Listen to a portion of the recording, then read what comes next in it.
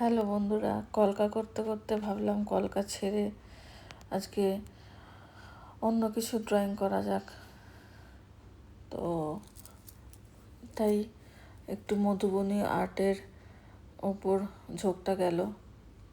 ভাবলাম দেখি এটা করে কীরকম দেখতে লাগে। এরকম মধুবনী আর্ট খুব ফেমাস আর খুব জনপ্রিয়, ঠিক আছে, লোকে খুব পছন্দও করে। আমি এরকম করে প্রথমে স্কেচ করে নিয়েছিলাম পেন্সিল দিয়ে, তারপরে সেটার উপরে নর্মাল ওয়াটার কালার কালো দিয়ে হালকা হালকা করে দাগগুলোর ওপরে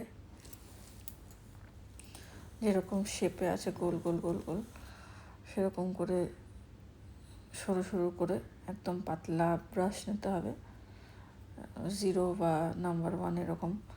সেই ব্রাশগুলো দিয়ে দেখো হাতে স্ট্রোক দিয়ে দিয়ে কীরকম করে তৈরি করছি। পুরো ভিডিওটা তোমরা দেখো শেষ অবধি, তাহলে তোমরা বুঝতে পারবে মধুবনী আর্ট জেনারেলি কীরকম করে লোকে বানায়। আমি তো এটা কাগজের উপরেই করেছি, মানে ড্রয়িংয়ের যে খাতাগুলো থাকে সেই খাতাগুলোর উপরে, কিন্তু অনেকে এই মধুবনী আর্ট বিভিন্ন ধরনের সিল্কের শাড়িতে বা কাপড়েতে, জামা কাপড়েতে বিভিন্নভাবে এই মধুবনী আর্টকে তুলে ধরে। আর মধুবনী আর্টের আমার কাছে একটা তসরের শাড়িও আছে। আমার ভীষণ ভালো লাগে যে কোনো হ্যান্ড প্রিন্টেড জিনিস বা হাতে তৈরির জিনিসের মর্যাদা বা লুকসটা যে কোনো মেশিনে প্রিন্টেড করা জিনিসপত্রের থেকে একটু আলাদা হয়। আর একটা এর মধ্যে অ্যাস্থেটিক লুকস থাকে, যেটা আমার মনে হয় ইন্ডিয়ান যে ঐতিহ্য, ইন্ডিয়ান আর্ট, এই জিনিসটাকে রিপ্রেজেন্ট করে। তো শাড়ির মধ্যে হলে সেটার মর্যাদা আরও বেড়ে যায়। কিন্তু আজকে আমি যেহেতু এটা কাগজের উপরে আগে করেছি, দেখি যদি ভালো হয়, যদি তোমাদের পছন্দ হয়, তাহলে একটা খুব ইচ্ছা আছে কাপড়ের ওপর বানাবার। জানি না কবে পারবো, কারণ এর জন্য সময়ের দরকার অনেক। আর এই ঘরের সমস্ত কাজ সামলে আঁকতে বসা, প্রত্যেক দিন একটু একটু করে প্র্যাকটিস করা, এই জিনিসটাই এখন আপাতত মেনটেন রয়েছে। কিন্তু শাড়ির উপরে বা জামা কাপড়ের উপরে করার জন্য যেই সময়টা দরকার সেটা এখন আমার কাছে নেই। কিন্তু ভবিষ্যতে ইচ্ছা আছে করার, দেখা যাক কতদূর পারি। তো পুরো এইভাবে পুরো কালো সরু সরু করে দাগ দাগ দিয়ে পাতা, দেখো গোটা বডিটাই তৈরি হয়ে গেছে মাছের।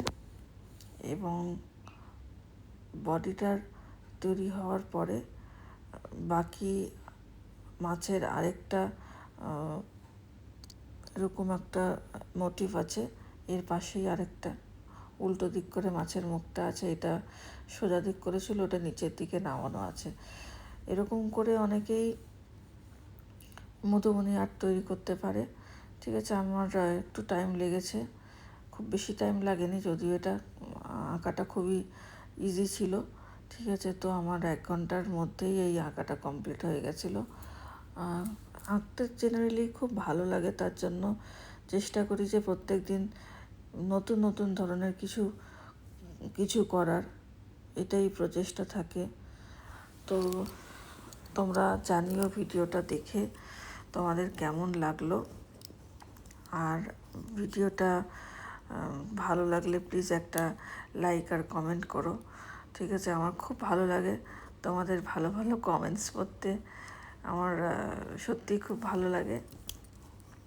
আর ইট মেক্স মাই ডে। ভালো কমেন্টস পেলে, এই যে কাজটা এতক্ষণ ধৈর্য ধরে যে করা, সময় নিয়ে, সময় সাপেক্ষ ব্যাপার, এই জিনিসগুলোকে রিপ্রেজেন্ট করা, তারপরে ভিডিও বানানো, তারপরে ভয়েস ওভার দেওয়া, খুব টাইম টেকিং ব্যাপার, ঠিক আছে। তো করে যাচ্ছি, জানি না প্যাশন মানুষকে কোথায় কোন দিকে নিয়ে যাবে। চেষ্টা লেগেই আছে কি আমার আঁকার মাধ্যমে সমাজের আরও 10টা লোকের যেন কোনো কিছু ভালো হয় বা তারা উপকৃত হয়, এই আঁকা দেখে তারাও কিছু যেন শিখতে পারে, এই প্রচেষ্টা যে কোনো কাজের ক্ষেত্রে আমার থাকে। যেই কাজটা করি সেটা খুব সততার সাথে করার চেষ্টা করি। আর দেখো, ভিডিওটা এনজয় করো। আর ভয়েস ওভার দিচ্ছি না, এবার তোমরা একটুখানি মিউজিক শোনো। মিউজিক শুনতে শুনতে এই ভিডিওটা এবার কমপ্লিট হোক। আর থ্যাঙ্কস ফর ওয়াচিং। ভালো লাগলে লাইক অবশ্যই করো।